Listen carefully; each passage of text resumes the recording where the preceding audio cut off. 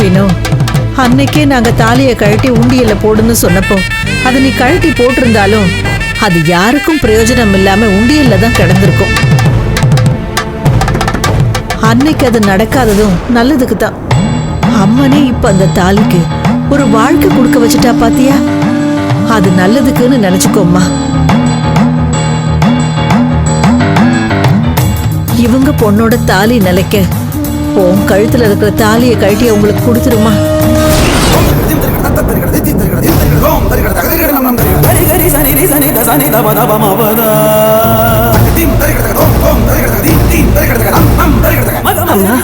என்னம்மா சொல்றீங்க? பார்க்க இவங்க சுமங்கலியா இருக்காங்களே, இவங்க தாலியை போய் கழட்ட சொல்றீங்க? அம்மா, இவ என் மருமக தான். என் மகன் ஒரு விபத்துல இறந்துட்டான்.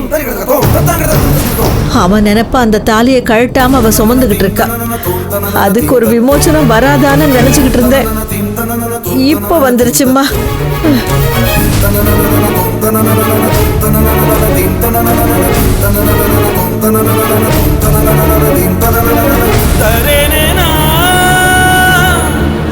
ஆத்தா என்ன சரியான நேரத்துக்கு தான் வர சொல்லிருக்கா.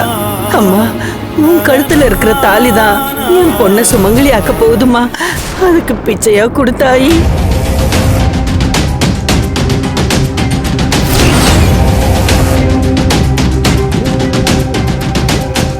ஏன் வினோ யோசிக்கிற?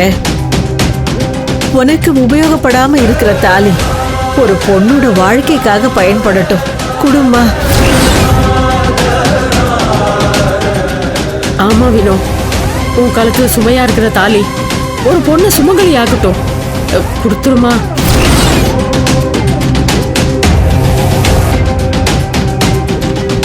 அர்த்தமே இல்லாம சுமந்துகிட்டு இருக்கிற அந்த தாலி ஒரு பொண்ணோட வாழ்க்கைக்கு அர்த்தமா இருக்கட்டுமே. கழட்டி குடுமா.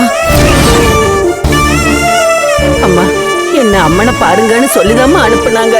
ஆனா நான் பார்க்க வேண்டிய அம்மன் அவ இல்ல. நீதாம்மா எனக்கு அம்மனாவே தெரியற. அம்மா, கால்ல விழுந்து கேக்குறம்மா. என்னம்மா பண்றீங்க நீங்க? முதல்ல நீங்க எந்திரிங்கம்மா. வயசுல சின்னவ ஏன் கால்ல விழுந்து என்ன பாவம் பண்ண வைக்காதீங்க. எந்திரிங்கம்மா, எந்திரிங்கன்னு சொல்றேன்ல.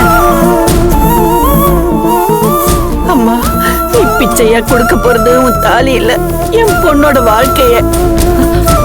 நீ இந்த உதவியை செஞ்சா என் வாழ்நாள் முழுக்க நானும் என் பொண்ணும் நான் மறக்க மாட்டோம்மா. ஐயோ, நீங்க எந்திரிங்க, எந்திரிங்கன்னு சொல்றேன்ல.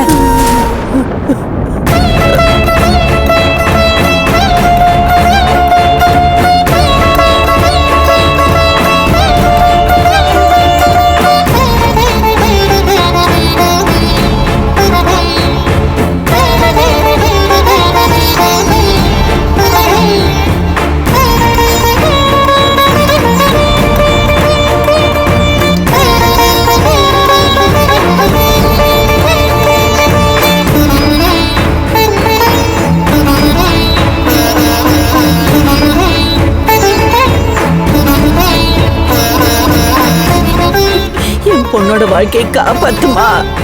அம்மா, தயவு செஞ்சு.